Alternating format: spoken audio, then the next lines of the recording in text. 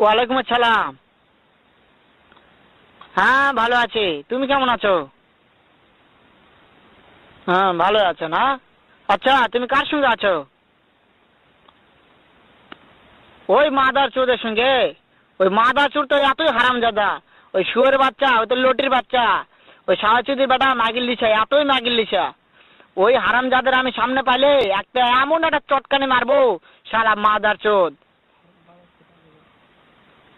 শুনো, তবে কি আছে? ওই মাদার চোদ ওই জায়গায় আছে নাকি? ও আমার কথা সব শুনতেছে। ওই সাওয়াচুদির বেটাকে শুনে শুনে আমি বেশি বলবো। শুয়োরের বাচ্চা, শুয়োরের বাচ্চাকে আমি একটা এমন একটা চটকানি মারবো, শালা শুয়োরের বাচ্চা, লটির বাচ্চা। তাই নাকি?